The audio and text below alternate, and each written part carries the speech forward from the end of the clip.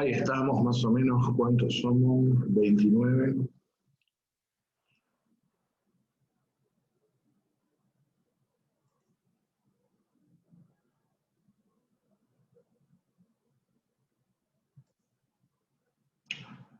Bueno, vamos a continuar un poco. Entonces, justo cuando se cortó la conexión, estábamos hablando de este Consejo de Estado que le colocan a Urquiza para acompañarlo en su gestión, y se lo facultaba a designar él a quienes creyese convenientes que formaran parte de este Consejo de Estado. Obviamente, ¿a quién iba a poner? A sus amigotes iba a poner como consejeros de Estado. ¿A quién va a poner? En verdad tampoco sabemos si efectivamente los nombró, porque no hubo un acto formal de asunción y de designación, así que, pero bueno, estaba allí. Un Consejo de Estado acompañaría al encargado de las relaciones exteriores. Y por otro lado, había que ponerle nombre a esta función, porque es muy largo, ¿no? Decir encargado de las relaciones exteriores de la Confederación Argentina, gobernador y capitán general de la provincia de Entre Ríos, comandante en jefe del Ejército Aliado Libertador, comandante en jefe de los ejércitos de la Confederación, con la facultad de intervenir las provincias, de reglamentar los ríos, de pagar sueldos, viáticos, los gastos del Congreso, de promulgar la Constitución. Muchas cosas le dieron, ¿no? Entonces, para resumir todo esto, le iban a poner un título. Urquiza sería nombrado director provisorio de la Confederación Argentina. No me pregunten por qué eligieron el título de director, porque no se comprende, no se entiende. Si había un cargo que era odiado por las provincias, precisamente en virtud de aquella funesta experiencia que se llevó a cabo entre 1814 y 1820, era la del directorio, que hemos visto terminó enfrentado con todas las provincias, y a este le dan el título de director. Bueno, reitero, le pusieron director, no sabemos por qué. ¿Quién tuvo la brillante idea de ponerle director? No lo sabemos. Pero lo cierto entonces es que Urquiza sería director provisorio de la Confederación Argentina. Y el último artículo, que es el 19, es el que establece cómo se iban a organizar los gastos de la nación hasta tanto se sancionase la Constitución. Y dice allí, las provincias concurrirían proporcionalmente con el producto de las aduanas exteriores a los gastos de la administración nacional hasta el establecimiento de las autoridades constitucionales. Es decir, cada provincia aportaría parte de lo que le correspondía como consecuencia de los ingresos aduaneros para formar una especie de tesoro nacional. ¿Quién iba a manejar ese tesoro nacional? Justo José de Urquiza.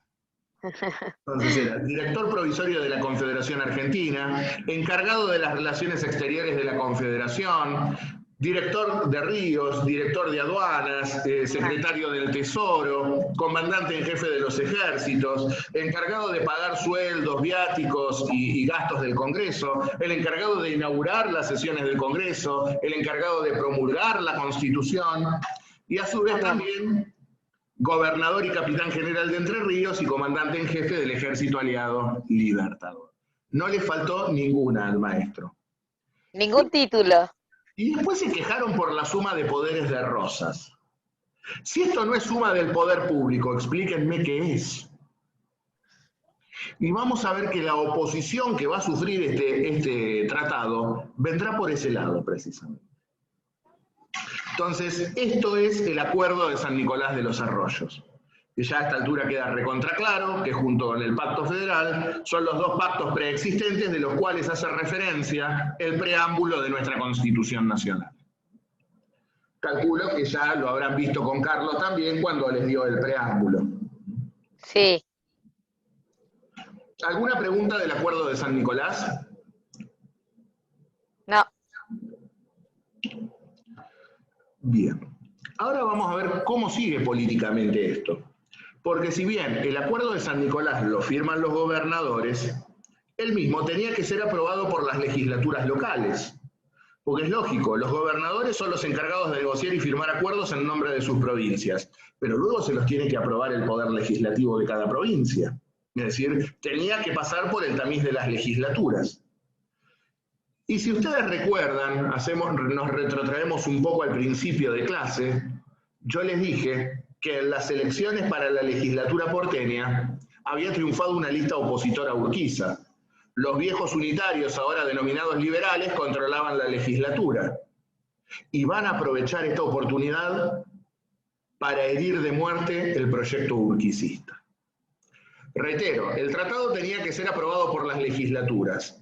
En consecuencia, tenía que ser aprobado entre ellas por la legislatura de la provincia de Buenos Aires. Y allí el gobernador Vicente López, o mejor dicho, Urquiza como jefe político de Vicente López, no tenía mayoría, o mejor, no tenía miembros de la legislatura. Y se lo iban a hacer sentir. Una vez firmado el acuerdo, rápidamente, Vicente Fidel López, el hijo de Vicente López y Planes, ministro de Instrucción Pública de la provincia, ministro del padre. Imagínense si hoy el hijo de un presidente fuera ministro, el escándalo que sería, ¿no? Acá Vicente Fidel López fue ministro de su papá y nadie dijo nada. Lo cierto entonces es que Vicente Fidel López es quien se adelanta y somete a la legislatura el estudio del acuerdo. Y la legislatura ya estaba decidida a bochar el acuerdo, a rechazar el acuerdo y a herir de muerte la política urquicista. Es así como entre el 8 y el 21 de junio de 1852 se va a discutir en la legislatura porteña el acuerdo de San Nicolás. Es lo que allí en el programa les figura como nada, porque no figura en el programa, las jornadas de junio de 1852, así se las conoce historiográficamente, antes figuraban expresamente en el programa.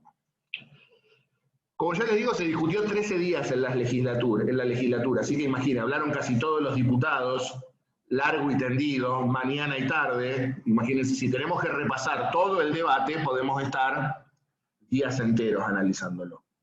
Para resumir, generalmente nosotros tomamos 3 posturas que allí se esgrimieron con respecto al acuerdo. Por un lado, la oposición política al acuerdo, que va a ser esgrimida por Bartolomé Mitre. Mitre será quien en su discurso haga una oposición política al acuerdo. Luego tomaremos lo que manifestó Dalmacio Vélez Arfiel, que es quien encarnará la oposición jurídica al acuerdo.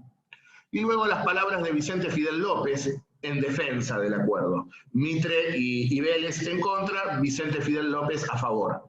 Recuerden que por la ley de ministerios de Rivadavia de 1821, los ministros podían concurrir a las sesiones y participar de los debates, pero no votar. Vicente López hijo, Vicente Fidel López, defendió en la legislatura precisamente el tratado firmado por su papá. ¿Y qué es lo que dijo Vélez? ¿Qué es lo que dijo Mitre? ¿Qué es lo que dijeron estos muchachos? Como ya les digo, Mitre encarnó la oposición política al acuerdo. Y Mitre lo que va a decir es lo que muchos creemos de este acuerdo. Debe ser la única vez en mi vida que coincida en algo con Mitre.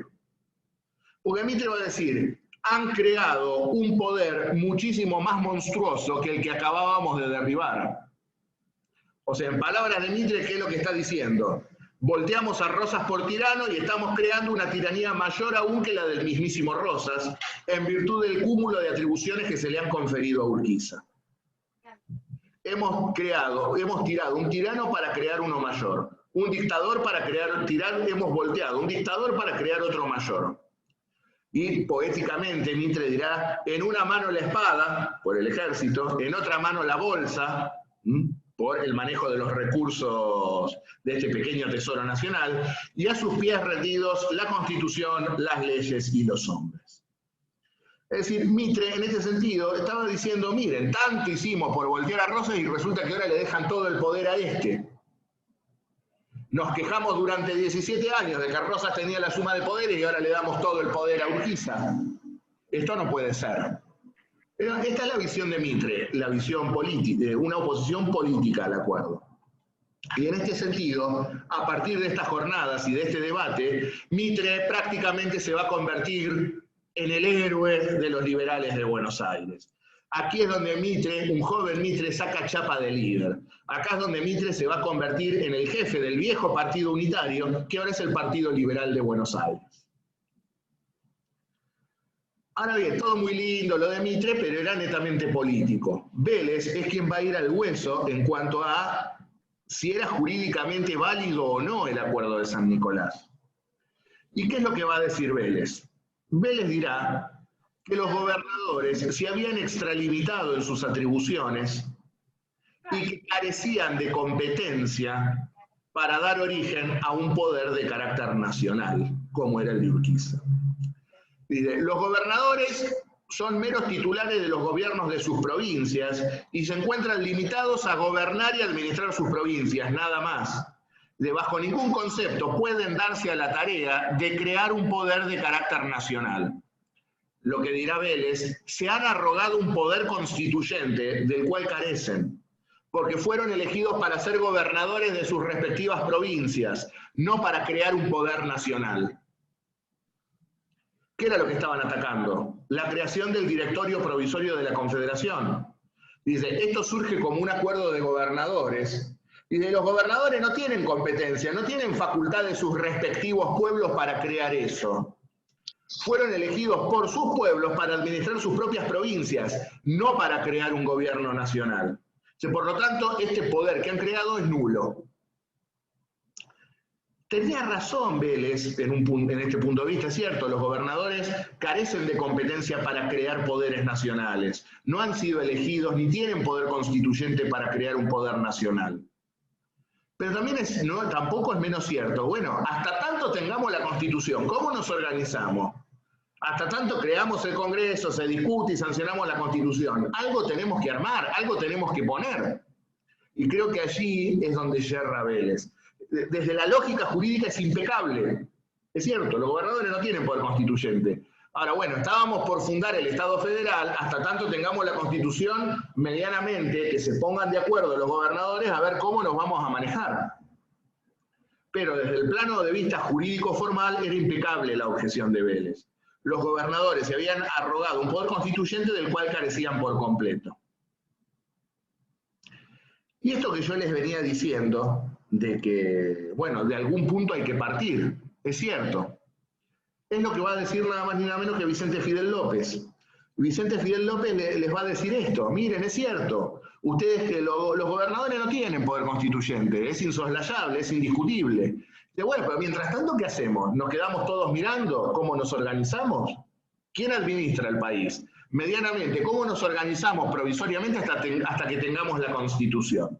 De algún punto de acuerdo tenemos que partir, decía Vicente Fidel López. A un Vicente Fidel López que le costaba muchísimo hablar, porque, piensen ustedes, en este debate la barra de la legislatura estaba colmada de gente, y a Vicente López le dijeron de todo cuando empezó a hablar. Lo chiflaban, lo interrumpían, le gritaban cosas, de todo le decían. Hasta que en un momento Vicente Fidel López, que era un tipo muy calentón, se cansó de que lo cortaran, que lo abuchearan y que lo hostigaran, y empezó a decirles, todos estos que me chiflan son los mismos que antes callaron cuando brillaban en esta sala los puñales de la mazorca. Sí, estaba tratando a toda la oposición porteña de mazorqueros. Lo que hicieron, se terminó ahí el debate, no pudo continuar. Casi lo linchan. Tuvieron que salir por una puerta, Vicente López, el gobernador, su hijo, el ministro, que no pudo seguir haciendo uso de la palabra, y el resto de los ministros salieron escoltados por la policía por una puerta lateral de la legislatura porque los querían linchar. Finalmente, la legislatura va a rechazar formalmente el acuerdo de San Nicolás. A fines de junio, la legislatura porteña entonces rechaza el acuerdo de San Nicolás. Vuelvo a reiterar, la legislatura de Buenos Aires rechaza el acuerdo de San Nicolás. Con lo cual, este acuerdo que iba a organizar un poder provisorio y convocaba al Congreso, estaba herido de muerte en virtud de que la provincia más importante del país, sin duda, decidía no aprobarla. Y esto va a motivar, producto de este rechazo por parte de la legislatura del acuerdo de San Nicolás, que Vicente López y todo su gabinete renuncien. Vicente López y Planes y todo su gabinete renuncian. Ahora bien, sin esperar si las legislaturas aprobaron o no aprobaron, Urquiza, ¿qué hace? Urquiza mira el acuerdo de San Nicolás y dice, los artículos 14 y 15 me facultan a intervenir cuando esté perturbada la paz pública en una provincia. Y en Buenos Aires está perturbada la paz pública por la actitud sediciosa de la legislatura. En consecuencia, ¿qué hace Urquiza? Interviene federalmente la provincia de Buenos Aires y disuelve la legislatura.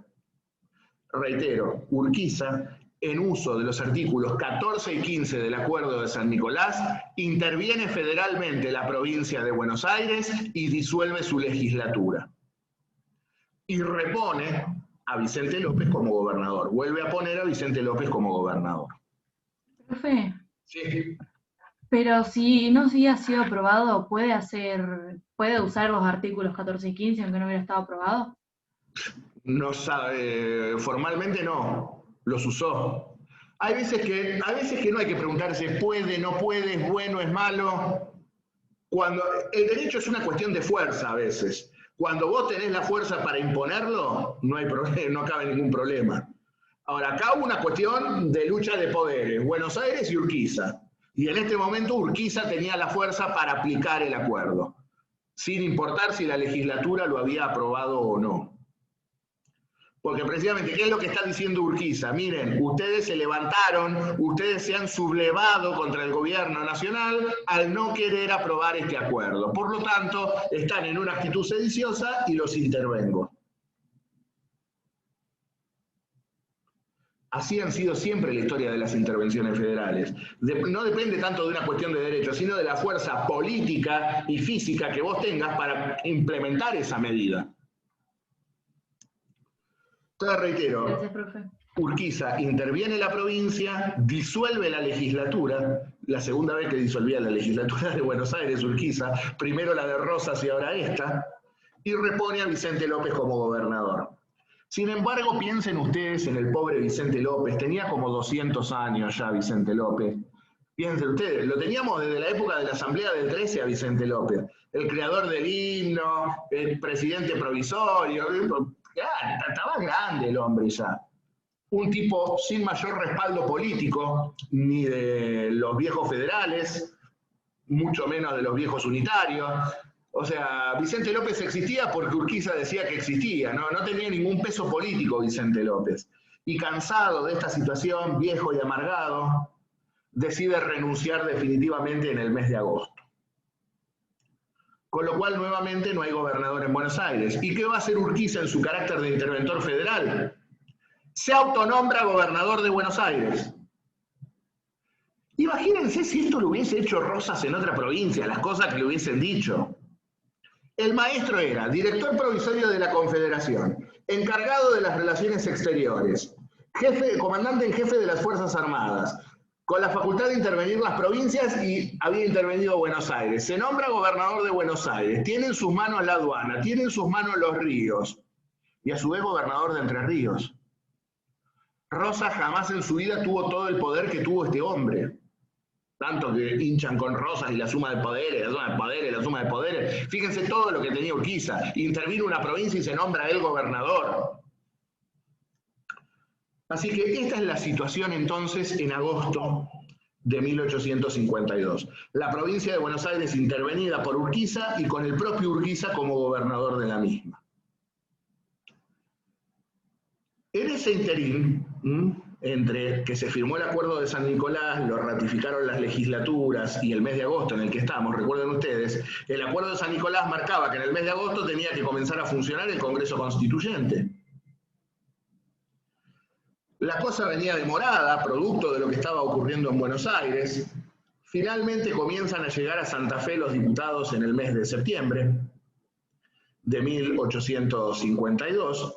Y también, como marcaba el acuerdo de San Nicolás, el director provisorio de la Confederación, encargado de las relaciones exteriores, bla, bla, bla, bla, bla, bla, bla, era el encargado de inaugurar las sesiones del Congreso. En consecuencia, en el mes de septiembre de 1852, Urquiza abandona la provincia de Buenos Aires para dirigirse a Santa Fe a efectos de inaugurar las sesiones del Congreso Constituyente. Una vez que Urquiza transpone el arroyo del Medio y abandona territorio provincial, Buenos Aires se separa del resto de la Confederación Argentina. La legislatura porteña, que había seguido reuniéndose en las sombras, a pesar de estar disuelta, claramente consustanciada con la política de los liberales de Buenos Aires, espera que Urquiza se retire con sus fuerzas rumbo a Santa Fe y aprovecha el momento para hacer una revolución y, como consecuencia de ello, secesionar a Buenos Aires del resto del país. A partir del 11 de septiembre de 1852, reitero, Buenos Aires se separa del resto de la Confederación Argentina, con lo cual tendremos dos países política y jurídicamente diferentes. Es decir, Argentina y Buenos Aires fueron dos países separados e independientes uno del otro entre el 11 de septiembre de 1852 y la firma del Pacto de San José de Flores en 1859. Como consecuencia de esto, obviamente, Buenos Aires no participará del Congreso Constituyente reunido en Santa Fe entre 1852 y 1854. ¿Se entiende esto? Es muy difícil tratar Sí, pero... de que Buenos Aires fue otro país, pero lo fue. Allí se sí, la Confederación Argentina, formada por 13 provincias, los 13 ranchos, como despectivamente los denominaba el gobierno porteño, y el Estado de Buenos Aires. Reitero, fueron dos países distintos, independientes uno del otro, por el término de casi 9 años. Y esto explica... Profe, ¿quién gobernaba Buenos Aires entonces? Si Urquiza lo dejó. Se reinstala la legislatura, por eso lo digo, la legislatura se mantuvo entre las sombras, y cuando Urquiza se va, se reinstala, y eligen primero como gobernador provisorio al general Manuel Pinto, y luego eligen a Valentín Alsina como gobernador, al hombre fuerte de los liberales de Buenos Aires. Gracias, profe. Sí. Pero igual Buenos Aires, en la Asamblea Constituyente y posteriormente en la Constitución del 53, ¿Buenos Aires no es la capital? Sí. Ahí te das cuenta el disparate de la Constitución. Pusieron la capital en otro país. ¿No se lo dijo Carlos a eso? Porque es la muletilla de él. Pusieron la capital en otro país. Y no solamente pusieron la capital en otro país, la pusieron en otro país con el cual estaban en guerra. Es como decir que en 1982 hubiésemos puesto la capital en Londres. ¿Se entiende el absurdo? Lo pongo así bien para que Claro. absurdo todavía. Pusieron la capital en otro país. Es cierto, estaba la vocación de reincorporar a Buenos Aires a la nacionalidad, hubo muchísimas negociaciones, del mismo modo que había guerra, había negociaciones, guerra, negociaciones, guerra, negociaciones. Pero lo cierto es que formalmente Buenos Aires era un país distinto, era un país independiente. Y Buenos Aires obviamente se había quedado con algo trascendental. ¿Con qué se queda Buenos Aires? Con el puerto. El puerto. Daña aduana. Claro. Elemental Watson, se quedan con la aduana. Sí.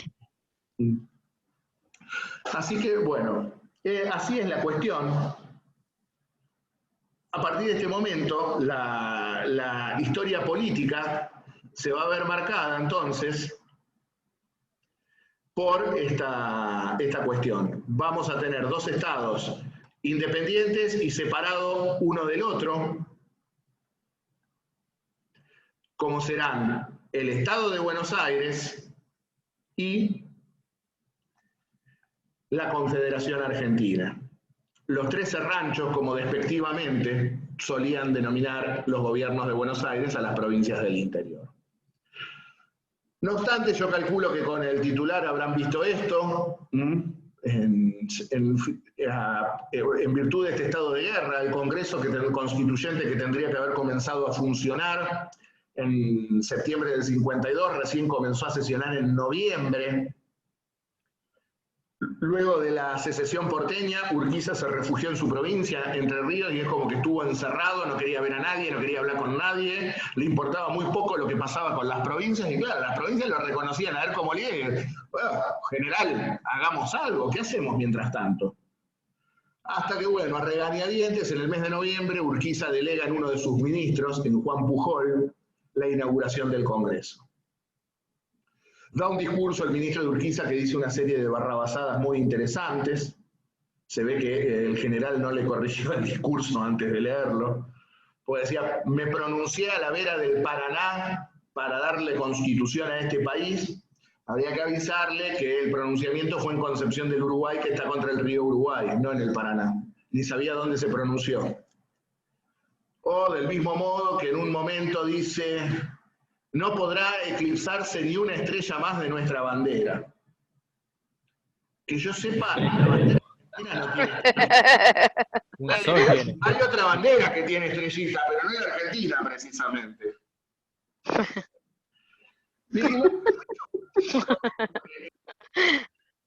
Urquiza les pagó los sueldos atrasados a todos, porque imagínense, habían estado pobrecitos sin cobrar 3 meses ahí en Santa Fe dando vueltas.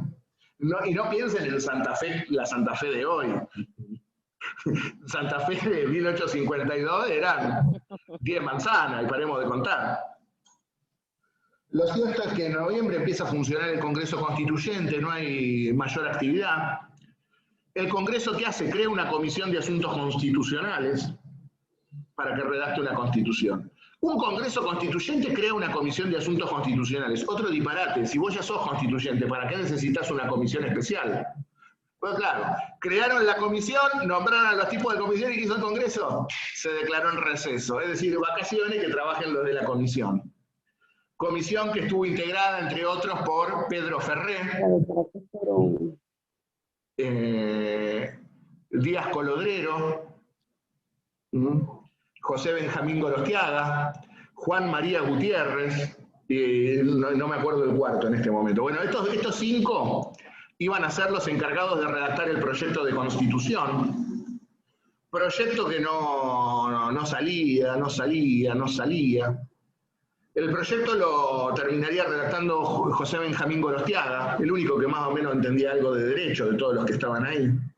Juan María Gutiérrez se había reservado presentar ¿cómo es esto? El informe preliminar. Ahora, ¿qué pasa? Para que la Constitución pudiera ser discutida por todo el Congreso, tenía que salir el despacho de comisión. Pero el proyecto que había elaborado Gorostiaga estaba en una minoría de 2 contra 3. Es decir, los pusieron para armar un proyecto y después no podían sacar el proyecto de comisión porque no tenían mayoría en la comisión. Díaz Colodrero, Ferré, y no me puedo acordar el tercero, eran la mayoría en la comisión y se oponían a la Constitución.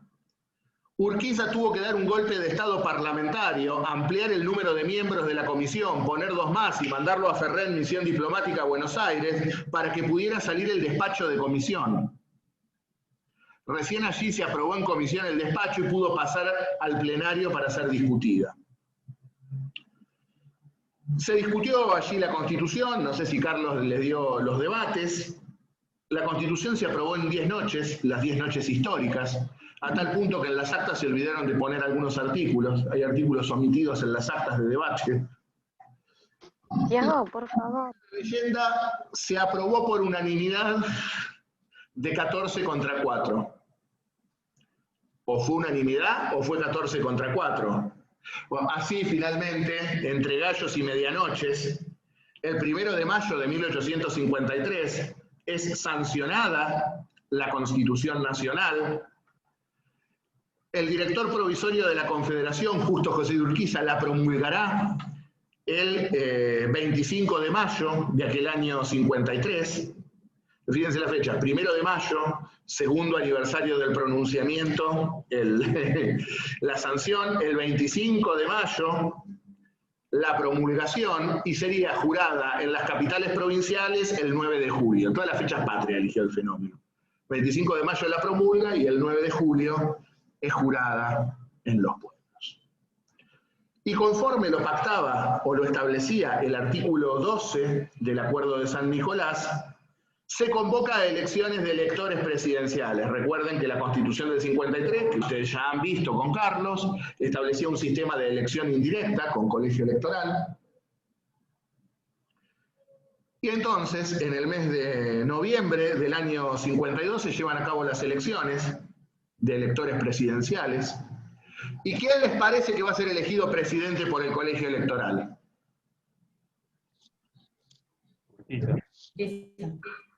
Urquiza. Exactamente. ¡Vamos!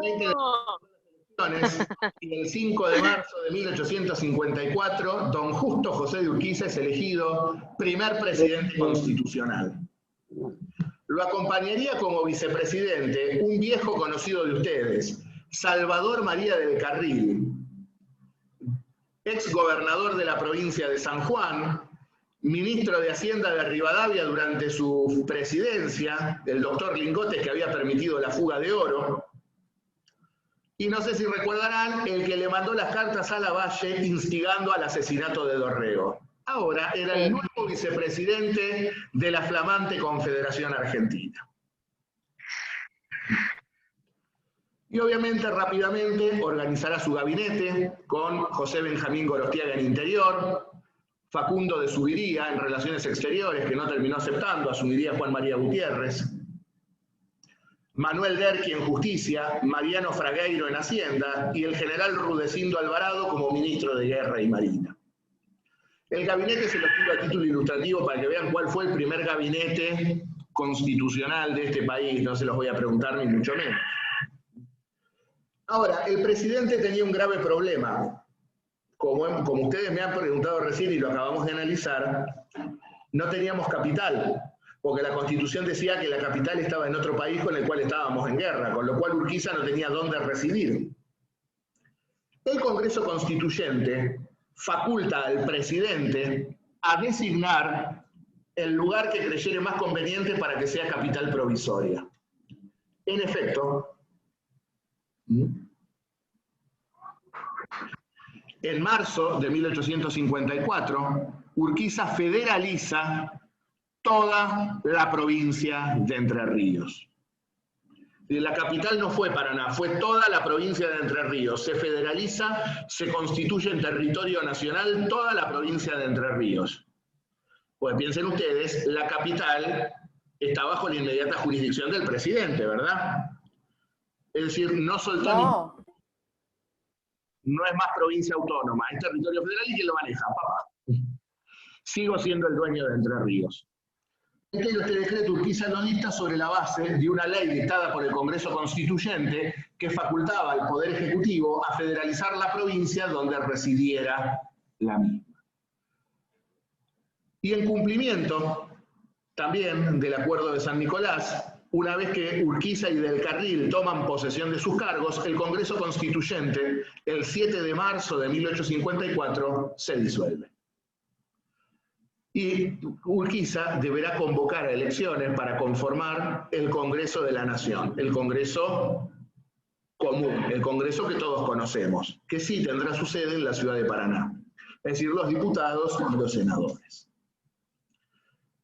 Y la presidencia de Urquiza va a ser una presidencia complicada, porque va a ser una presidencia jalonada, marcada por el enfrentamiento político y militar entre la Confederación Argentina y, obviamente, el Estado separatista de Buenos Aires. En efecto, en el mes de abril de 1854, Buenos Aires se dicta su propia constitución, la Constitución del Estado de Buenos Aires. Y en octubre de aquel año 54 se reúne por primera vez el Congreso de la Nación en la ciudad de Paraná. Como ya les digo, va a ser un periodo que se va a ver marcado por el enfrentamiento político, económico y militar entre los dos hermanos, entre la Confederación por un lado y el Estado separatista de Buenos Aires por el otro. Y en este sentido, como ya les digo, el enfrentamiento también fue económico. Y Urquiza tenía graves problemas económicos, producto que la principal fuente de recursos del Tesoro Nacional, como era la aduana porteña, no estaba a su disposición. Como consecuencia de ello, en julio de 1854, somete al Congreso de... Pido mucho, Nacho. El López lo tengo clase. Ese es mi profe, Iván. Ese es mi profe. Si van a hablar, por favor, apaguen el micrófono. Perdón. Entonces, dicta una ley de derechos diferenciales. ¿Qué es esto? Una ley para institucionalizar un dumping económico. ¿De qué hablamos cuando hablamos de dumping? Bajar mis aranceles aduaneros a efectos de perjudicar al otro. Cobrar menos impuestos yo para perjudicar a mi competidor que cobra más caro. ¿Qué es lo que iba a establecer esta ley de derechos diferenciales? Las mercaderías traídas de cabo adentro pagarían adicionales que iban del 30% al doble de los derechos ordinarios. Los que procedieran directamente de cabos afuera solamente hablarían los aranceles ordinarios. ¿Qué es esto de cabo adentro y cabo afuera? Lo que pretendía hacer era que los buques mercantes no anclaran y aforaran derechos en el puerto de Buenos Aires, sino que fueran directamente al interior. En consecuencia se establece que los barcos que fueran procedentes de, que hubieran tocado primero el puerto de Buenos Aires, pagarían un 30% más, de un 30 a un 50% más de los derechos ordinarios.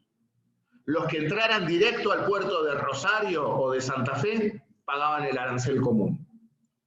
Es decir, en cierto modo se multaba, por decir de alguna manera, a los buques mercantes que hicieran escala en Buenos Aires antes de seguir rumbo a los puertos del interior.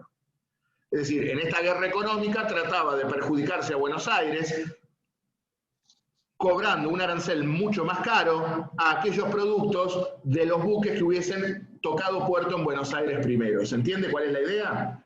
Si vos venís directo a mi puerto, te cobro el derecho ordinario. Si fuiste primero al puerto de Buenos Aires, te cobro del 30 al 50% más caro. Más, claro. ¿Se entiende la idea? Sí. No obstante, no funcionó. Porque claro, hay que remontar el Paraná. Los buques seguían anclando en Buenos Aires y pagando derechos en Buenos Aires y ni siquiera se asomaban por el interior. Con lo cual, la penuria económica del gobierno de Urquiza era enorme. Con lo cual, debió recostarse sobre su viejo aliado brasileño para poder gobernar. Y en este sentido le pidió un préstamo a los brasileños. Los brasileños mandaron a su principal banquero, el barón de Mauá, y le pidieron algunas cositas a cambio a Urquiza, como contraprestación por los 12 millones de patacones que le prestaron. Si no se rían por el término patacón, no fueron un invento de Rucauf, nada más. Es una denominación histórica el patacón. Sí.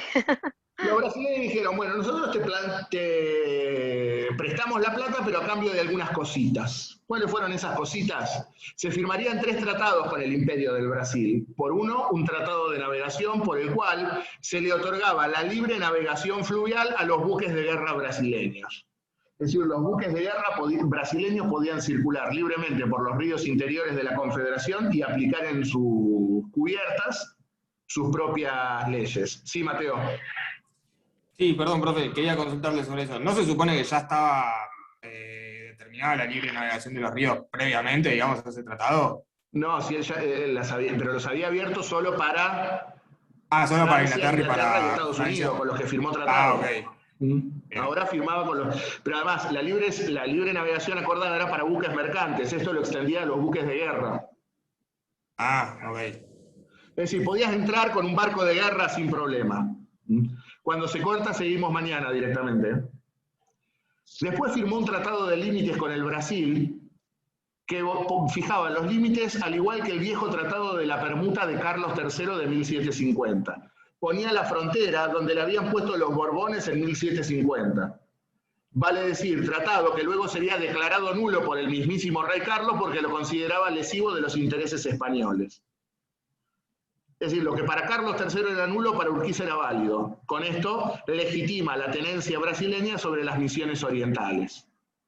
Y por último, el tratado de extradición, por el cual los esclavos brasileños que se pasaron al suelo argentino, lejos de ser libres como marcaba el artículo 15 de la Constitución, serían devueltos a su país de origen. Es decir, le devolvía a los brasileños los